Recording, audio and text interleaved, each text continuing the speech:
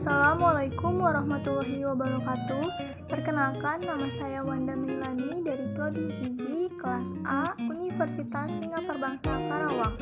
Kali ini saya akan melanjutkan penjelasan proyek anatomi yang sudah saya buat.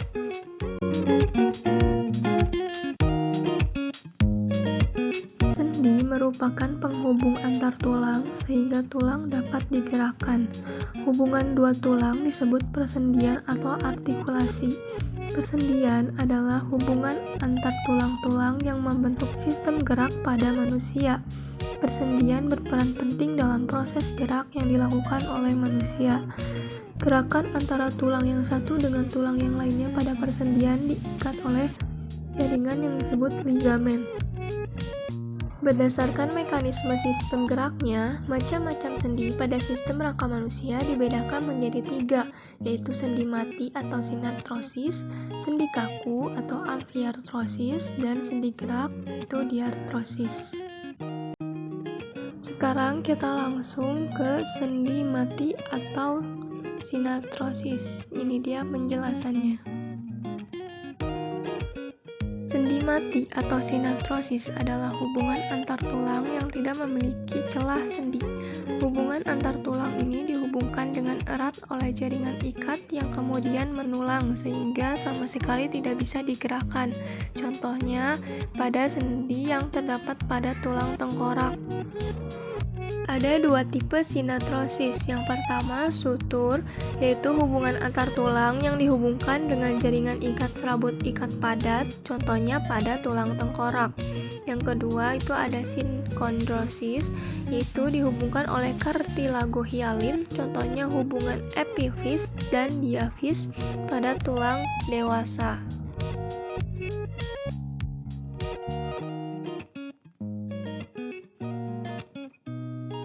Sendi yang selanjutnya adalah sendi kaku atau amfiartrosis. Sendi ini adalah sendi yang dihubungkan oleh kartilago sehingga memungkinkan untuk sedikit gerakan atau gerakannya itu terbatas.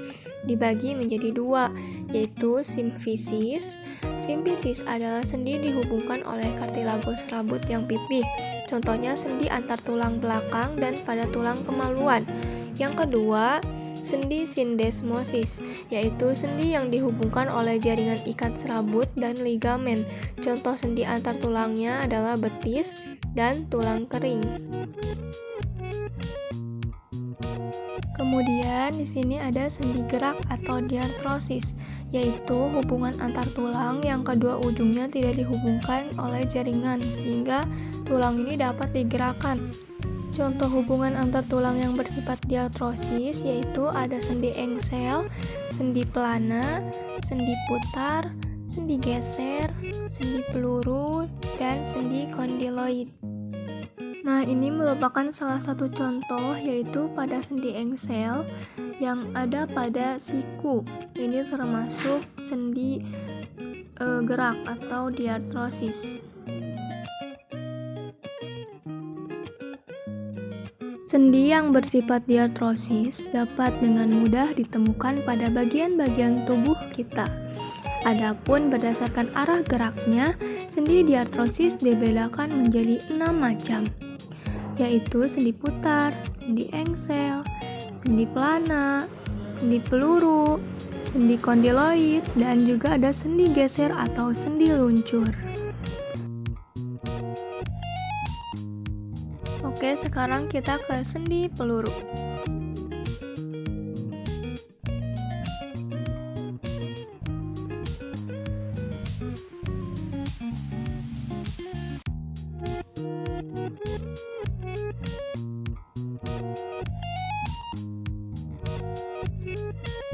Nah, ini merupakan contoh gambar dari sendi peluru. Sendi peluru adalah sendi yang memungkinkan gerakan ke segala arah dan berporos 3. Pada sendi ini, kedua ujung tulang berbentuk lekuk dan bongkol, misalnya pada antar tulang gelang bahu dan lengan atas, serta antara tulang gelang panggul dengan paha. Kemudian kita ke sendi putar.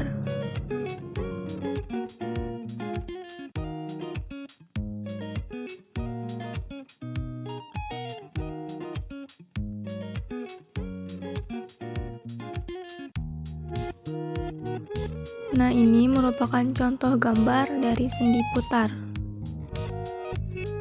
Pada sendi ini, ujung tulang yang satu dapat mengitari ujung tulang yang lain. Bentuk seperti ini memungkinkan gerakan rotasi dengan satu poros, misalnya pada sendi antar tulang hasta dan pengumpil, dan sendi antar tulang atlas dengan tulang tengkorak.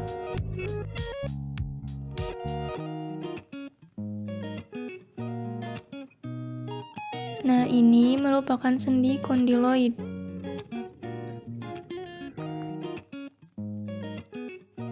Nah, ini contoh gambarnya. Sendi kondiloid juga disebut dengan sendi gulung, yaitu sendi yang memungkinkan gerakan berporos dua dengan gerakan ke kiri dan ke kanan, ke depan dan ke belakang. Ujung tulang yang satu berbentuk oval dan masuk ke dalam suatu lekukan berbentuk elips, misalnya pada sendi antar tulang pengumpil dan tulang pergelangan tangan.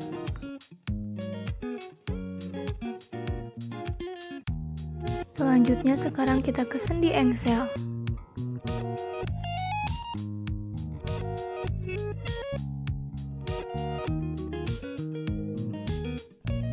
Ini adalah contoh sendi engsel. Pada sendi engsel, kedua ujung tulang berbentuk engsel dan berporos satu. Gerakannya hanya satu arah, seperti gerak engsel pintu. Contohnya itu ada pada siku, lutut, mata kaki, dan ruas antar jari.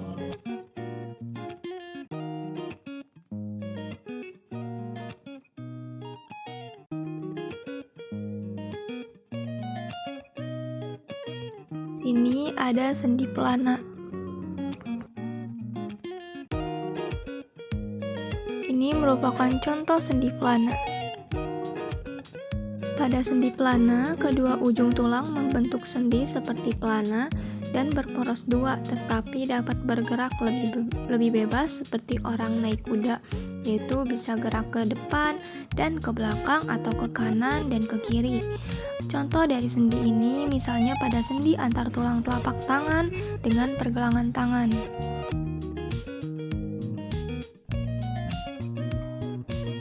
Yang terakhir di sini ada sendi luncur.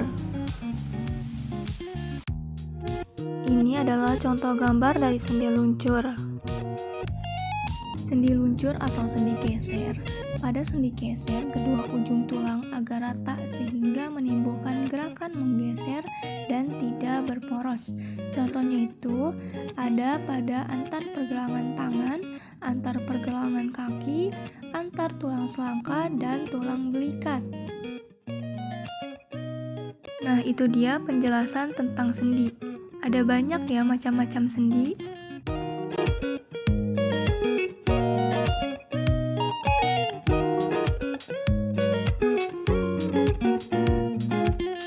Kita sekarang akan mempelajari tentang tulang. Sebelumnya, saya akan menjelaskan bahwa kerangka tubuh manusia terletak di dalam tubuh, ditutupi oleh kulit dan daging, sehingga disebut rangka dalam. Rangka ini berfungsi untuk menunjang tubuh dan memberi bentuk tubuh, sebagai tempat melekatnya otot-otot rangka. Rangka juga mempunyai fungsi sebagai alat gerak pasif dan pelindung bagi tubuh yang lunak. Rongga tulang pada rangka manusia yang bersumsum merah adalah pusat penghasil sel-sel darah.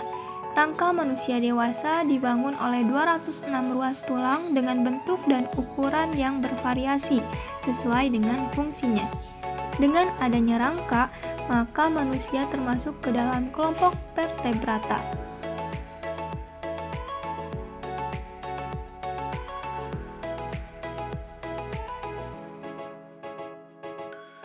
Nah, bisa dilihat ini ada bagian-bagian dari tulang manusia.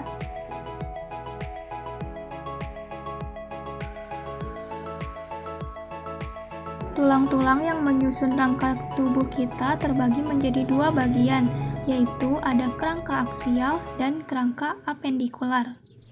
Rangka aksial meliputi 80 tulang pada manusia, sedangkan kerangka apendikular terdiri dari 126 tulang. Rangka aksial merupakan rangka yang letaknya di bagian tengah tubuh, meliputi tulang tengkorak, atau skull, tulang dada atau sternum, tulang rusuk atau ribs, dan tulang belakang atau vertebral column. Rangka aksial merupakan fondasi tubuh. Rangka aksial meliputi 80 tulang pada manusia. Mereka membawa dan melindungi bagian tubuh seperti organ-organ dalam tubuh. Sedangkan rangka apendikular merupakan kerangka yang menyusun anggota gerak tubuh. Apendikular berasal dari kata appendage, yang berarti sebagai bagian yang bergabung dengan sesuatu yang lebih besar. Rangka apendikular terdiri dari anggota gerak atas, anggota gerak bawah, dan tulang panggul. Pada manusia, rangka apendikular tersusun atas 126 tulang yang dapat digerakkan secara bebas dalam tubuh. Oke, sekarang kita ke rangka aksial. Contohnya di sini ada tulang tengkorak.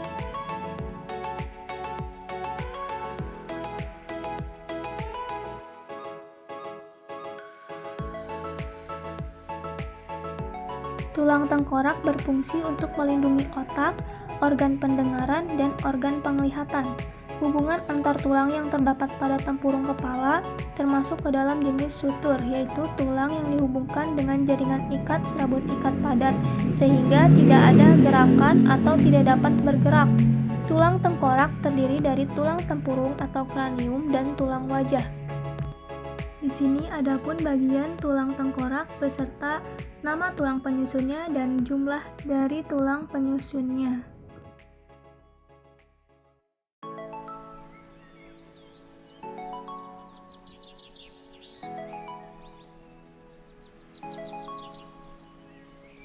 Selanjutnya ada tulang belakang. Tulang belakang atau vertebrae berfungsi untuk menyangga berat tubuh. Tulang belakang memungkinkan manusia melakukan berbagai macam posisi dan gerakan, misalnya berdiri, duduk, atau berlari. Nah, di sini ada gambar dari tulang belakang. Selanjutnya, di tabel ini terdapat bagian-bagian tulang, lalu ada nama tulang penyusunnya dan juga beserta jumlah. Sekarang kita ke tulang dada. Tulang dada atau sternum dan tulang rusuk atau kosta bersama-sama membentuk perisai pelindung bagi organ-organ penting yang terdapat di dada, yaitu paru-paru dan jantung. Sternum terhubung ke tulang rusuk oleh tulang rawan yang disebut cartilago costa.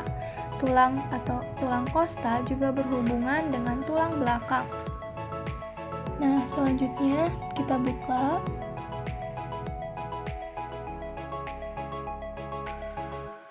Di sini terdapat bagian tulang, lalu ada nama tulang penyusunnya beserta dengan jumlah. Lalu kita lanjut ke rangka apendikular. Yaitu di sini ada tulang panggul.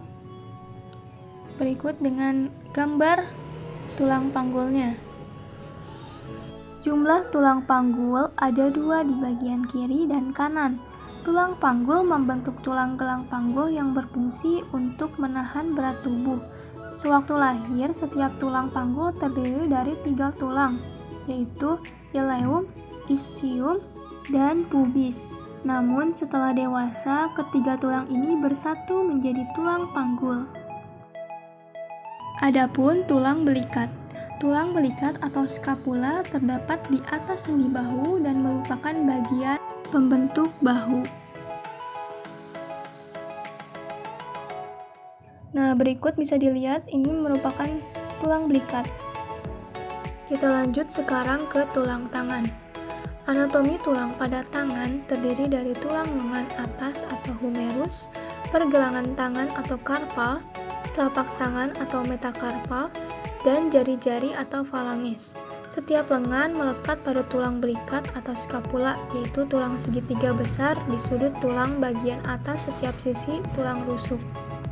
Humerus terletak tepat di atas siku, lalu di bawah siku terdapat 2 tulang yaitu radius dan ulna, masing-masing berbentuk lebar pada bagian ujung dan tipis pada bagian tengah.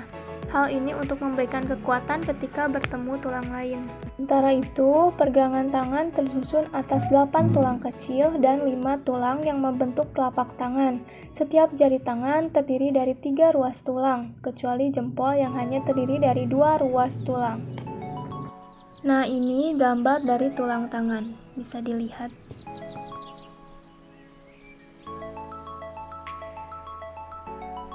Sekarang kita ke tulang kaki. Tulang kaki berfungsi untuk menopang berat tubuh sehingga bisa berdiri dan berjalan dengan tegak. Tulang kaki dimulai dari panggul hingga lutut dinamakan dengan tulang paha atau femur. Penjelasan lengkapnya bisa dilihat di sini.